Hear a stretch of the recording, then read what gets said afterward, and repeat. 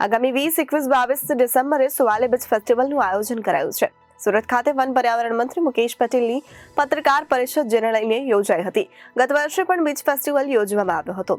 One વિભાગનો beach development કરવાનો મુખ્ય હેતુ કેન્દ્રીય મંત્રી સી.આર. પાટીલના માર્ગદર્શન હેઠળ સ્થાનિક ધારાસભ્યો દ્વારા સરકારમાં રજૂઆત કરવામાં આવી હતી. આગામી 20, 21 અને 22 ડિસેમ્બરે સુવાલી બીચ ફેસ્ટિવલનું આયોજન કરાયું છે. સુરત ખાતે વન પર્યાવરણ મંત્રી મુકેશ પટેલની પત્રકાર પરિષદ યોજાઈ છે. ગત વર્ષે પણ બીચ ફેસ્ટિવલ યોજવામાં આવ્યો હતો. વન વિભાગનો બીચ ડેવલપ કરવાનો મુખ્ય હેતુ છે. કેન્દ્રીય મંત્રી સી.આર. પાટીલના માર્ગદર્શન હેઠળ સ્થાનિક ધારાસભ્ય દ્વારા સરકારમાં રજૂઆત કરવામાં આવી છે, જ્યાં સરકાર દ્વારા 3 દિવસ આયોજન કરવાની મંજૂરી આપવામાં આવી છે, જેના થકી સખી મંડળોને રોજગારી મળે તેવો આશય છે. આ વખતે 100 જેટલા સ્ટોલ હશે. સરકાર દ્વારા પણ 48 લાખ બીચ ફેસ્ટિવલ ફાળવવામાં આવશે. 4.71 કરોડની ખર્ચે સુવાલી બીચ ખાતે રેસ્ટ હાઉસ બનશે. આ વખતે 3 લાખ લોકો ફેસ્ટિવલમાં આવવાની શક્યતા છે. એસટી બસ પણ લોકોની સુવિધા માટે દોડાવવામાં આવશે. સુવાલી બીચ ડેવલપ કરવા માટે પણ સરકાર તરફથી ગ્રાન્ટ ફાળવવામાં આવે છે. આદિવાસી વિસ્તારની મહિલાઓ દ્વારા બનાવવામાં આવતી વસ્તુઓનું પ્રદર્શન બીચ ફેસ્ટિવલ જોવા મળશે. પ્રથમ દિવસે ગુજરાત ગાયક કલાકાર કિંજલ દવે પણ ઉપસ્થિત રહેશે. બીજા દિવસે અલગ અલગ રમતોનું આયોજન કરાશે. પહેલા બીચ ગોઝારો બીચ હતો કે ટેકરીઓ હતી તે દૂર કરવામાં આવી છે. ડેવલપનું કામ ઝડપી શરૂ કરવામાં આવ્યું છે. અહીં રોડ રસ્તાઓ પણ યોગ્ય બનાવવામાં આવશે. નમસ્કાર. સુવાલી બીચ ફેસ્ટિવલ 2024 તારીખ 20, 21 અને 22 ડિસેમ્બરના રોજ યોજાનાર છે. ગત વર્ષે પણ આ બીચ ફેસ્ટિવલ યોજવામાં આવ્યો હતો. આદરણીય દેશના વડાપ્રધાન શ્રી મોદી સાહેબના દિગ્દ્રષ્ટિથી વન વિભાગ બીચ ડેવલપમેન્ટ એને વેગ આપવા માટે અમારા ગુજરાતના મુખ્યમંત્રી શ્રી ભૂપેન્દ્રભાઈ પટેલ સાહેબે આ બીચ ડેવલપમેન્ટનું કામ, બીચની અંદર ફેસ્ટિવલ કરીને લોકોને જાગૃત કરવાનું કામ, એના માટે અમારા પ્રદેશ અધ્યક્ષ અને કેન્દ્રીય જળશક્તિ મંત્રાલય શ્રી સી.આર. પાટીલ સાહેબના માર્ગદર્શન હેઠળ આ વિસ્તારના લોકલાડીલા ધારાસભ્ય સંદીપભાઈ ગત વર્ષે સરકારમાં રજૂઆત કરવાથી ગત વર્ષેથી આ બીચ ફેસ્ટિવલ ચાલુ થયો હતો. ગત વર્ષે 2 દિવસનો ફેસ્ટિવલ હતો. આ વખતે 20, 21 અને 22 એમ 3 દિવસ ફેસ્ટિવલ રાખવામાં આવ્યો છે.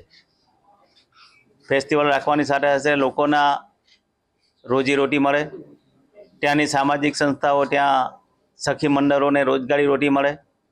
ગત વર્ષે આપણે 40 જેટલા સ્ટોલો રાખવામાં આવ્યા હતા, પરંતુ ત્યાંના લોકોની માંગ ઉઠીને આ વખતે અમે 100 જેટલા સ્ટોલો પણ કરવામાં આવ્યા છે. સાથે સાથે ગુજરાત સરકારે પણ આ વખતે લગભગ 48 કરોડ રૂપિયા આ ફેસ્ટિવલ માટે મંજૂર કર્યા છે. આપણે જોઈએ છે કે સુવાલી બીચ એ સુરતનો ફેવરિટ બીચ છે. સુરત ખાતે લોકોને જવું હોય તો એક ડુમ્મસ બીચ, એમાં પણ સુરત મહાનગરપાલિકા દ્વારા ડેવલપમેન્ટ થઈ રહ્યો છે. એ પછી બીજો બીચ હોય તો એ આ સુવાલી બીચ છે. સુવાલી બીચની અંદર પણ ડેવલપમેન્ટનું કામ ખૂબ ઝડપથી થઈ રહ્યું છે. આપણા ધારાસભ્ય શ્રી સંદીપભાઈના રજૂઆતને લઈને લગભગ 4.71 કરોડના ખર્ચે ત્યાં રેસ્ટ હાઉસ પર બનાવવામાં આવશે. કંપનીઓના સહયોગથી ત્યાં અલગ અલગ વિસ્તાર પણ ડેવલપ કરવામાં આવ્યો છે. ગુજરાત સરકાર દ્વારા બીચ ડેવલપ માટે 28 કરોડ રૂપિયાની ગ્રાન્ટ પણ ફાળવવામાં આવી છે. સુરત અર્બન ડેવલપમેન્ટ ઓથોરિટી દ્વારા 20 કરોડ રૂપિયા સુવાલી બીચના વિકાસ માટે પણ ફાળવવામાં આવ્યા છે. ગુજરાત સરકાર તરફથી અત્યારે જે મોડલ ચાલે છે પીપીપી ધોરણ પર, એ રીતે આ સુવાલી બીચને પણ ડેવલપમેન્ટ કરવામાં આવશે. લગભગ ગત વર્ષે 1.5 લાખથી વધુ સહેલાણીઓ આ બીચ માટે ફેસ્ટિવલમાં આવ્યા હતા. આ વખતે લગભગ 3 લાખ જેટલા લોકો આવવાની શક્યતાને લઈને પોલીસ તંત્ર દ્વારા પણ ત્યાં તમામ સુવિધા ઉપલબ્ધ કરવામાં આવી છે. ટ્રાફિક માટેની પણ વ્યવસ્થા કરવામાં આવી છે. લોકોને આવવા જવા માટે ગત વર્ષે લગભગ 18 જેટલી સુરતના અલગ અલગ સ્થાનોથી સિટી બસ માટેનું આયોજન કરવામાં આવ્યું હતું. પરંતુ ગત વર્ષેની ધસારો જોઈને આ વખતે લગભગ અમે 25 જેટલા સ્થળોએ સિટી બસનું પણ આયોજન કરવામાં આવ્યું છે, જેથી લોકોને તકલીફ ના પડે, આવી જઈ શકે, લઈ જઈ શકે. એ જ રીતે ગુજરાત એસટી નિગમ તરફથી પણ તમામ એસટી બસો જે અડાજણ પાટિયાથી સીધી સુવાલી સુધી દોડશે. ઓલપાથી પણ 44 સુધી બસો દોડશે. એ જ રીતે ત્યાં તમામ પ્રકારની સુવિધાઓ પણ ઉપલબ્ધ કરવામાં આવી છે. તમામ પ્રકારની ટોયલેટથી લઈને તમામ પ્રકારની સુવિધા ઉપલબ્ધ કરી છે. પાણીની વ્યવસ્થા કરવામાં આવી છે. જે દિવસે પણ બીચની અંદર જે કચરો જે દિવસે પડશે એના માટે સાફ સફાઈ માટે પણ વ્યવસ્થા કરવામાં આવી છે.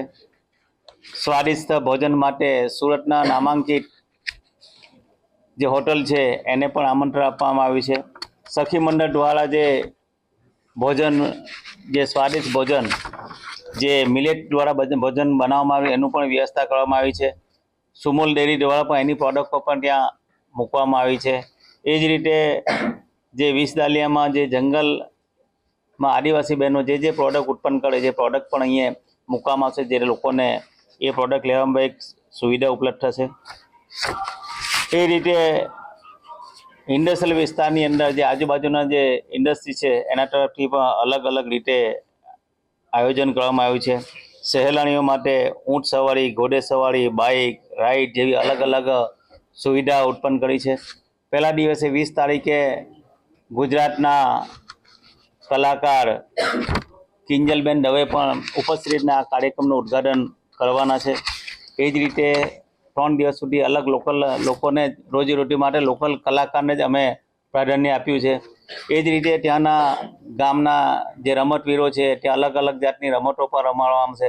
આમ અલગ રીતે બીચ પર અલગ રીતના આયોજન કરવામાં આવ્યું છે. Reporter Arvind Rathod, Janadesh news, Surat.